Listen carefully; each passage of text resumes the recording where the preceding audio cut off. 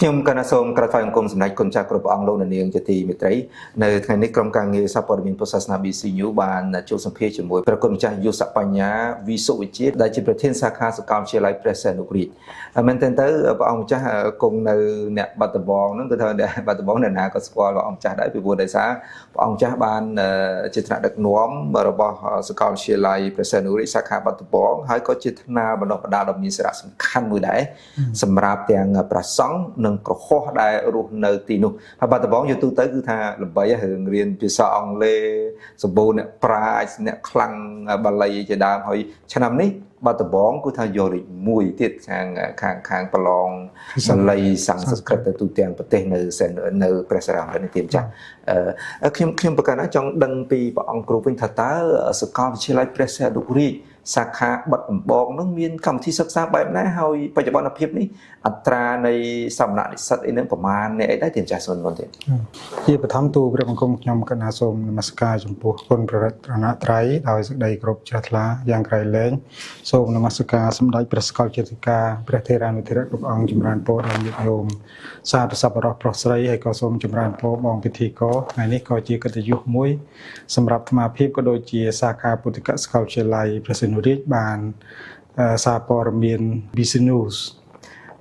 ចុះសម្ភាសពាក់ព័ន្ធទៅនឹងការបណ្ដុះបណ្ដាលនៅសាខាពុទ្ធិកសាកលវិទ្យាល័យព្រះសីហនុរាជរបស់យើងហើយអាត្មាភាពក៏សូមរៀបរាប់ខ្លះទាក់ទងទៅនឹងសាវតានៃសាខាពុទ្ធិកសាកលវិទ្យាល័យព្រះសីហនុរាជរបស់យើងគឺបង្កើតឡើងនៅក្នុងឆ្នាំ2008ដែលជាសាខាពី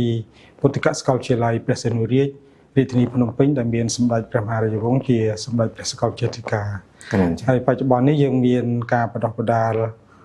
មាន3កម្រិតទី1យើងកម្រិតថ្នាក់បញ្ញាបត្រនិងបញ្ញាបត្រជាន់ខ្ពស់ហើយក្រៅពីការបណ្ដុះបណ្ដាលវគ្គទាំងពីរវគ្គហ្នឹងគឺយើងមានការបណ្ដុះបណ្ដាលវគ្គខ្លីដែលអាចជួយទៅដល់និស្សិតយើងដែលកំពុងសិក្សាហើយគាត់ខ្វះខាតជំនាញទន់ដូចជាទាក់ទងនឹងកិច្ចការងាររដ្ឋបាលកុំព្យូទ័រហើយនិងភាសាហើយក្រៅពីនោះក៏យើងមានការបណ្ដុះបណ្ដាលទាក់ទងនឹងវគ្គខ្លីៗដទៃទៀតបងកណាចាខ្ញុំប្រកាសណាលឺលហៀងល្បីលហៀងថានៅទីនោះក្រៅតែពីថ្នាក់ពេញម៉ោងបរិញ្ញាបត្រនិងថ្នាក់អនុបណ្ឌិតហ្នឹងក្រៅម៉ោងហ្នឹងគឺថាមានសិស្សជាង 1000 នាក់រៀនភាសាអង់គ្លេសរៀនកុំព្យូទ័រហើយរួមទាំងមានកម្មវិធី soft skill មួយចំនួនពាក់ព័ន្ធទៅនឹងកម្មវិធីអន្តរសាសនាផងអញ្ចឹងមានវិធីបែបណាដែលអាចទៅបញ្ចូលសិស្សនិស្សិតនឹងឲ្យមករៀនហើយរៀននឹងយ៉ាងម៉េចទៀតរៀនបង់លុយឬក៏អត់បង់លុយទេចាស់សូមមិនទៀតបងចម្រើនពរតកតងទៅនឹងវិធីសាស្ត្រនៃការតាក់ទាញហ្នឹងมันមានអីពិសេសទេបងគាត់ខំប្រឹងប្រែងពង្រឹងការងាររបស់យើងជាពិសេសគឺផ្ដោតសំខាន់ទៅលើធនធានដែលយើងមានខ្លះហើយយើងខិតខំប្រឹងប្រែងគៀកោសហការជាមួយដៃគូជាតិនិងអន្តរជាតិដើម្បីឲ្យគេមកជួយយើងខ្លះហើយនៅក្នុងនោះកត្តាសំខាន់គឺការខិតខំប្រឹងប្រែងខ្លួនឯងតាមរយៈការខិតខំប្រឹងប្រែងដោយមានការចង្អុលបង្ហាញពីសម្ដេចព្រះសកលចេតិកាយើងមើលឃើញថាការបណ្ដុះបណ្ដាលនៅសាខាបាត់ដំបងគឺមានការរីកចម្រើនពីមួយឆ្នាំទៅមួយឆ្នាំហើយជាការកត់សម្គាល់មានន័យថាបច្ចុប្បន្ននេះបើយើងនិយាយពីការបណ្ដុះបណ្ដាលចំនួនសិស្សវិញក៏មានការកើនឡើងរៀងរាល់ឆ្នាំហើយជាពិសេសគឺយើងមាននិស្សិតបងប្អូនកូនក្មួយដែលគាត់អញ្ជើញមកពីខេត្តឆ្ងាយដូចជាខេត្តឧត្តរមានជ័យព្រះវិហារកំពង់ធំសៀមរាបមន្ទីរមានជ័យប៉ៃលិនពោធិ៍សាត់ហើយខេត្តទាំងប្រមាណហ្នឹងគឺគាត់ចាប់ផ្ដើមស្គាល់សាខាពុទ្ធិកសាកលវិទ្យាល័យយើងមកកាន់តែច្រើនឡើងហើយក្រៅពីនោះក៏យើងមានជនបរទេសគាត់អញ្ជើញមកធ្វើ internship ហើយយើងមានសាកលវិទ្យាល័យដូចជាសាកលវិទ្យាល័យ Princeton អីគាត់មកធ្វើ internship នៅយើងនេះហើយ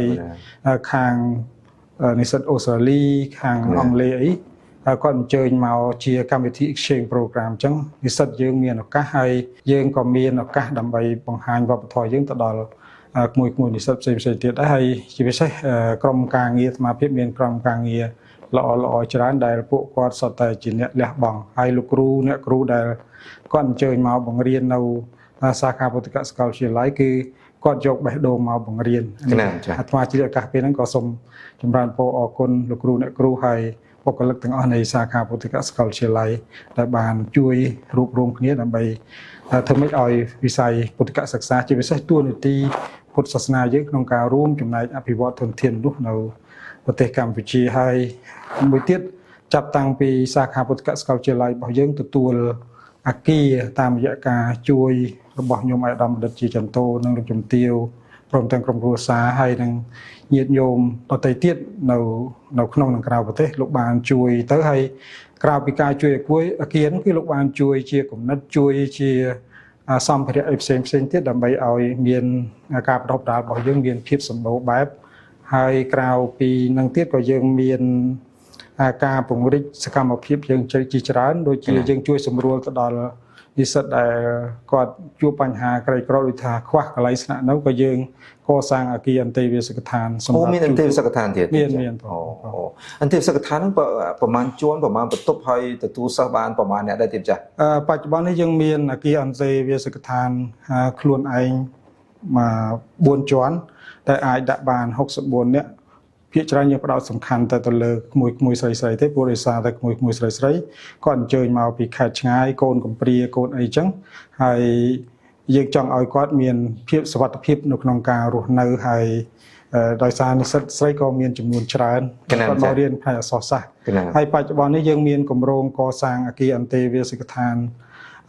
ពីខ្នងទៀតមានន័យថាអគារភ្លោះ2ដែលមានកម្ពស់5ជាន់តែយើងនឹងចាប់ដើមសាងសង់នាពេលខាងមុខនេះយើងបានជំនួយពីខាងកូរ៉េហើយសាខាពុទ្ធកសិកាវិទ្យាល័យផ្សេងទៀតទទួលបន្ទុកក្នុងការរកដីសម្រាប់សាងសង់ផងកណាខ្ញុំកណាសូមឆ្ងល់ទីពីពុទ្ធសានៅពេលដែលយើងនិយាយអំពីដំសិក្សានៅបាត់ដំបងហ្នឹងគឺថាសាកលវិទ្យាល័យព្រះសីហនុសាខាបាត់ដំបងហ្នឹងល្បីមិនចាញ់សាកលវិទ្យាល័យបាត់ដំបងសាកលវិទ្យាល័យដទៃផ្សេងទៀតទេហើយមានសិស្សច្រើនជាពិសេសវគ្គខ្លីហ្នឹងគឺថាមាន1000នាក់ចូលរួម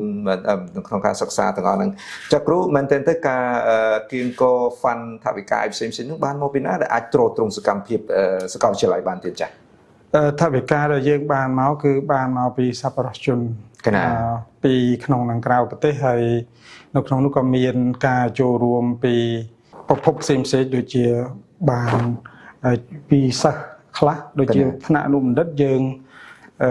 យកថវិកាខ្លះដែរព្រោះដោយសារតែរដ្ឋយើងអត់ទាន់មានការជួយឧបត្ថម្ភហើយការយករបស់យើងក៏ចំនួនតិចប៉ុន្តែគ្រាន់តែថានោះមួយឆ្នាំប៉ុន្មានទេនោះបណ្ឌិតមួយឆ្នាំយើងយកទៅ$450ទេបើសិនជាយើងប្រៀបធៀបទៅគ្រឹះស្ថានផ្សេងអាចចូលទៅដល់1000ឬក៏800-900ប៉ុន្តែជាគោលការណ៍ដោយសារតែយើងជាគ្រឹះស្ថានរដ្ឋផងហើយយើងជាប្រសង់យើងគ្រាន់តែគិតថាធ្វើម៉េចយកថវិកាហ្នឹងមក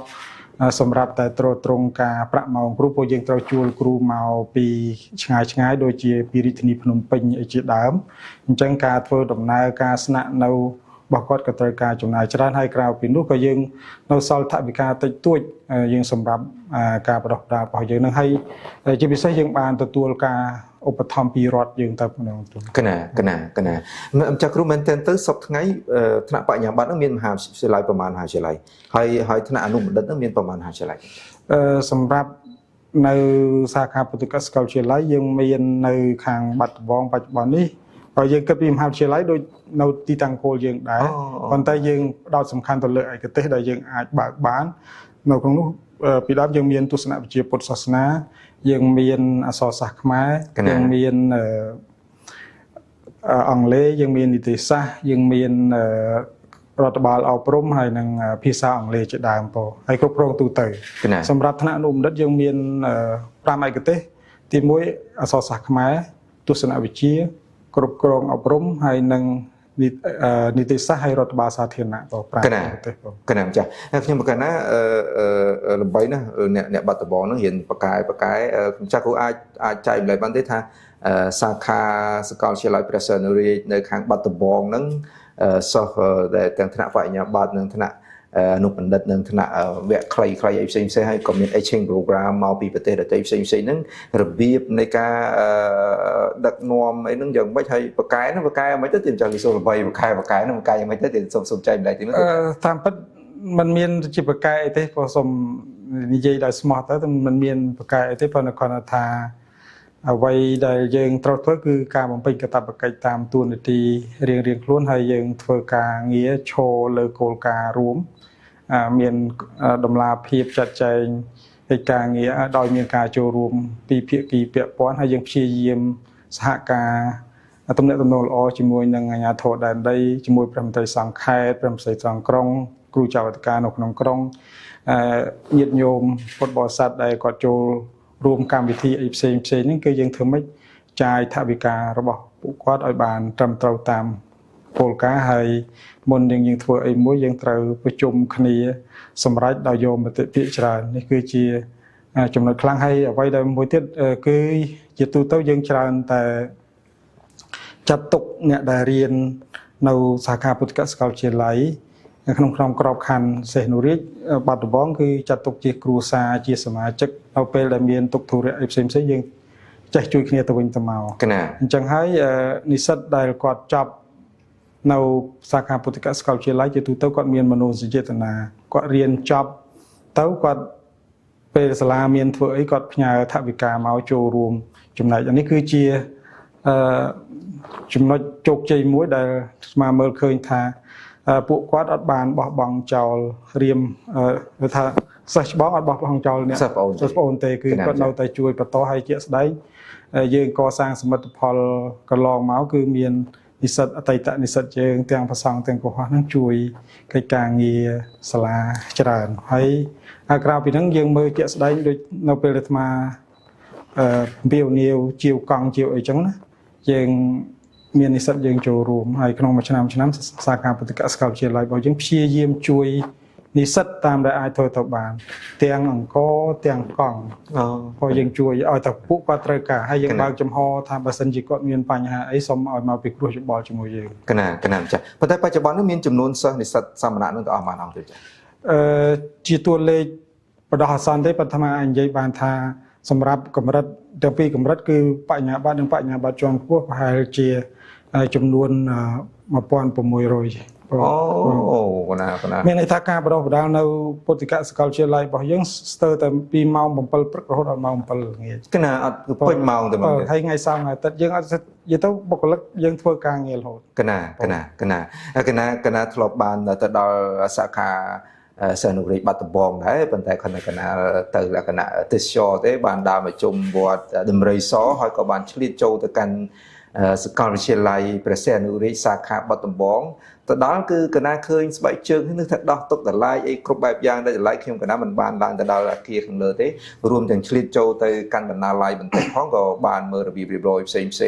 ការរៀបរយទាំងអស់នោះបុគ្គលិកទាំងអស់គឺសុទ្ធតែជាបុគ្គលិកដែលបម្រើការងារដោយមានប្រាក់បៀវត្សឬក៏យក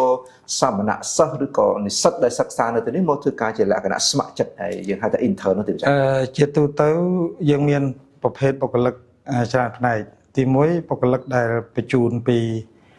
រដ្ឋយើងទៅបម្រើការហើយទី2កិច្ចសន្យារបស់រដ្ឋយើងហើយទី3បុគ្គលិកស្ម័គ្រចិត្តណាពួកគាត់ទាំងអស់ហ្នឹងជាទូទៅគឺគាត់បំពេញភារកិច្ចរបស់គាត់បានល្អតាមអ្វីដែលយើងដាក់ជូនគាត់ហើយបើសិនជាមិនបានល្អអីយ៉ាងម៉េចយើងមានក្រុមបច្ចេកទេសយើងក្នុងការណែនាំគាត់បន្តហើយជាធម្មតាយើងមានកិច្ចប្រជុំប្រចាំខែរបស់យើងជាប្រចាំហើយបើសិនជាមានកិច្ចប្រជុំពិគ្រោះយោបល់ចាំបាច់យើងប្រជុំវិសាមញ្ញដើម្បីណែនាំបន្ថែមទៀតដើម្បីឲ្យបុគ្គលិកយើងយល់ពីអ្វីដែលជាគោលដៅចម្បងរបស់យើងអញ្ចឹងបុគ្គលិកនៅពុទ្ធិកអាត្មាតាមពិតទៅមានចំនួនកម្រិតមានតិចប៉ុន្តែយើងមាននិស្សិតដោយច្រើនគាត់មកធ្វើការងារស្ម័គ្រចិត្តនៅទីហ្នឹងហើយយើងមិនមានអីជូនគាត់ទេមានតែការអរគុណហើយយើងជួនកាលទិញអាហារទិញអីខ្លះហើយសម្រាប់ក្មួយដែលគាត់ស្នាក់នៅអន្តេវាសិកដ្ឋានជាទូទៅគាត់ច្រើនតែមកអនាម័យនៅពេលល្ងាចល្ងាចម៉ោង5ម៉ោង6ហ្នឹងគាត់មានគ្នាច្រើនគាត់ចែកវេនពួកអាត្មាគាត់គិតថាចង់បដោះឲ្យគាត់រៀនទទួលខុសត្រូវដោយសារតែញាតិញោមពុទ្ធបរិស័ទទូទៅគាត់បរិច្ចាគថវិកាមកសម្រាប់ធ្វើកន្លែងឲ្យគាត់ពួកគាត់ស្នាក់នៅអញ្ចឹងគាត់អត់មានអីទៅសងគុណឬក៏តបសេចក្តីល្អរបស់អ្នកជួយយើងទេអញ្ចឹងយើងត្រូវធ្វើអ្វីដែលជាប្រយោជន៍សម្រាប់សង្គមហ្នឹងទៅដល់សង្គមទៀតវិញអញ្ចឹងអាត្មាក៏សនំពរឲ្យគាត់មកជួយបោះជូតនៅសាលាហើយនិយាយទៅនៅសាខាពុទ្ធិកសាកលវិទ្យាល័យយើងអត់គិតថាជាថ្នាក់ដឹកនាំជា គ្រូជាសិស្សអីទេយើងត្រូវតែអនាម័យទាំងអស់គ្នាដោយការទទួលខុសត្រូវហើយជាពិសេសអាត្មាចង់ផ្ដោតសំខាន់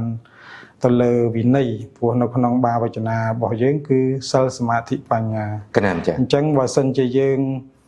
ផ្ដោតសំខាន់ទៅលើវិន័យឲ្យគាត់មករៀនទៀងទាត់ឲ្យគាត់គោរពបទវិន័យអញ្ចឹងអាត្មាគិតថានៅពេលដែលគាត់ ចប់ការសិក្សាឬក៏គាត់បំពេញការងារនៅកន្លែងគាត់ទៅអនាគតក៏គិតថាគាត់នឹងល្អព្រោះដោយសារយើងដកខាត់ពីក្នុងថ្នាក់រៀនទៅហើយតាមធម្មតាអាត្មាធ្លាប់កាលមុនដំបូងនៅពេលដែលយើងពុតបុគ្គលិកឬក៏ពុតនិស្សិតពិបាកច្រើនប៉ុន្តែនៅពេលដែលយូរទៅសិស្សច្បងគាត់ធ្វើជាគំរូផងទៅអញ្ចឹងសិស្សអូនក៏ធ្វើតាមអញ្ចឹងយើងមានការផ្ដោតសំខាន់ទៅលើវិន័យអភិសមាចារប្រចាំថ្ងៃហ្នឹងសំខាន់អញ្ចឹងហើយជាមូលហេតុដែលធ្វើឲ្យការរៀបចំរបស់យើងហ្នឹងវាបានល្អប្រសើរជាងមុនហើយមួយទៀត ដោយសារអាត្មាគិតថាបើសិនជាយើងផ្ទះតូចតែបើយើងមិនចេះរៀបចំវារត់តែធ្វើឲ្យស្ថានភាពយើងលំបាកតែបើសិនជាយើងផ្ទះតូចក៏ដោយអាវចាស់ក៏ដោយបើសិនតែយើងបោករាល់ថ្ងៃយើងនៅតែប្រើបានអញ្ចឹងអាត្មាគិតថាសម្រាប់សាខាពុទ្ធិកសាកលវិទ្យាល័យថ្មីត្បិតតែយើងមិនមានទីធ្លាធំក៏ដោយអាគារអស្ចារ្យក៏ដោយប៉ុន្តែយើងខិតខំប្រឹងប្រែងសម្អាតទៅគង់តែមានសេរីសួស្តីផង កណាចាស់ខ្ញុំណាចាប់អារម្មណ៍មួយទៀតពាក់ព័ន្ធទៅនឹង interreligion គឺអន្តរសាសនាមែនតើទៅកាលណាយើងនិយាយពីអន្តរសាសនាយើងមានទាំងសាសនាពុទ្ធយើងមានទាំងសាសនាយេស៊ូយើងមានទាំងសាសនាអ៊ីស្លាមឲ្យចូលរួមទាំងអស់ហ្នឹងហើយអន្តរសាសនានៅក្នុងសាខាសិស្សអនុរាជបាត់ដំបងធ្វើវាមិនទៀតចាស់មានកម្មវិធីបឋកថាឬក៏មានជាសិក្ខាសាលាឬក៏មានកម្មវិធីអីមួយរួមគ្នាដើម្បីសុខដុមនីយកម្មសាសនានៅក្នុងប្រទេសកម្ពុជាយើង ព្រោះចំណុចការសិក្សារៀនផ្នែកសន្តិភាពគឺជាចំណុចអាទិភាពមួយរបស់សាខាពុទ្ធិកសាកលវិទ្យាល័យអាត្មាធ្លាប់បាននិយាយប្រាប់បងពីមុននេះគឺយើងផ្ដោតសំខាន់ទៅលើ 3 dimension ទី1អប់រំទី2 social work ទី3 peace កណា ទាំង3ហ្នឹងគឺជាចំណុចបតិកលាគ្នាសិស្សរៀនទ្រឹស្ដីសិស្សត្រូវធ្វើកិច្ចការងារសង្គមហើយគាត់ត្រូវដើរតួនាទីជា peacemaker មានន័យថាអ្នកបង្កើតសន្តិភាពមួយអញ្ចឹងនៅក្នុងសាខាពុទ្ធិកសាកលវិទ្យាល័យរបស់យើងក្រៅពីការរៀនពាក់ព័ន្ធនឹងផ្នែកសន្តិភាពហ្នឹងកម្មវិធីកិច្ចសន្ទនាអន្តរសាសនាគឺជាកម្មវិធីស្នូលមួយផងដែរសម្រាប់សាខាពុទ្ធិកសាកលវិទ្យាល័យដោយយើងសហការជាមួយនឹងសាសនាផ្សេងហើយនៅក្នុងនោះសាខាពុទ្ធិកសាកលវិទ្យាល័យនៅក្នុងមានសមាភិបនិងក្រុមការងារបាននិមន្តអញ្ជើញទៅប្រជុំនៅអន្តរជាតិច្រើនហើយក៏មានក្រុមអន្តរជាតិផ្សេងទៀតក៏គេមកសិក្សានៅសាខាពុទ្ធិកសាកលវិទ្យាល័យសម្រាប់ក្នុងតំបន់ជាទូទៅយើងច្រើនតែមានទំនាក់ទំនងល្អជាមួយអ្នកកាន់សាសនាដែលមានជំនឿផ្សេងគ្នាតាមរយៈការអញ្ជើញគាត់មកបង្ហាញពីបទកថាពាក់ព័ន្ធទៅនឹងសាសនានីមួយៗទៅដល់និស្សិតរបស់យើងហើយនាំនិស្សិតយើងទៅទស្សនកិច្ចនៅព្រះវិហារនៅសារាវនៅទីសក្ការៈបូជានៃសាសនានីមួយៗដែលយើងមើលឃើញអញ្ចឹងហើយមួយទៀតយើងមានទិវាសន្តិភាពប្រចាំខេត្តរបស់យើងនៅក្នុងមានថ្នាក់ដឹកនាំខេត្តមានអង្គការដែលមានទំនោរទៅនឹងសាសនាចូលរួមជាប្រចាំហើយយើងធ្វើកិច្ចការងារដូចដាំដើមឈើរួមគ្នាឬក៏យើងធ្វើកិច្ចការងារមនុស្សធម៌ដូចចម្អិនអាហារជូនទៅដល់អ្នកជំងឺនៅមន្ទីរពេទ្យអញ្ចឹងជួនកាលយើងអញ្ជើញពួកគាត់មកធ្វើរួមគ្នាដែរបងកណាហើយជំវិញពាក់ព័ន្ធទៅនឹងទស្សនវិស័យសំខាន់របស់សាកលវិទ្យាល័យដែលម្ចាស់គ្រូគាត់ថានឹងមានផែនការយ៉ាងណាដើម្បីឲ្យសាកលវិទ្យាល័យព្រះសីហនុរាជសាខាបាត់ដំបងនឹងរីកចម្រើនមកក៏ប៉ុន្តែខ្ញុំគណៈសូមងាកក្រោយបន្តិចពីព្រោះថាម្សិលមិញនោះនៅក្នុងការថ្លែងរបស់ក្នុងអនុសង្ឃវជ្រៈមហាសន្និបាតមន្ត្រីសង្ឃទូទាំងប្រទេសលើកទី33នោះក៏បានលើកឡើងពីចំណុចមួយពាក់ព័ន្ធទៅនឹងធម្មទូតមើលទៅសាខាព្រះសីហនុរាជសាខាបាត់ដំបងអាចនឹងមានកម្មវិធីប្រកបដោយធម្មទូតដើម្បីប្រកួតប្រជែងធនធានព្រះសង្ឃក្នុងពុទ្ធសាសនាខ្មែរឲ្យអាចប្រកួតប្រជែងជាមួយនឹងអ្នកកាន់ពុទ្ធសាសនាផ្សេងទៀតនៅជុំវិញពិភពលោកទេនេះយើងនិយាយទៅនេះជាគោលការណ៍របស់រាជរដ្ឋាភិបាលជាគោលការណ៍របស់គណៈសង្ឃនាយកហើយសាខាពុទ្ធិកសាកលវិទ្យាល័យគឺជាផ្នែកមួយរបស់ពុទ្ធិកសាកលវិទ្យាល័យព្រះសីហនុរាជអញ្ចឹងសម្រាប់អាត្មាភាពផ្ទាល់អាត្មាសប្បាយចិត្តនៅពេលដែលមានការលើកឡើងពីបញ្ហាធម្មទូតពោះយើងគិតថាប្រទេសកម្ពុជារបស់ ប្រទេសកម្ពុជារបស់យើងដល់ពេលវេលាមួយដែលយើងត្រូវតែបង្រៀនប្រសង់ខ្មែរយើងឬក៏ដូចជាពុទ្ធសាសនិកខ្មែរយើងឲ្យធ្វើជាអ្នកធម្មទូតមួយព្រោះយើង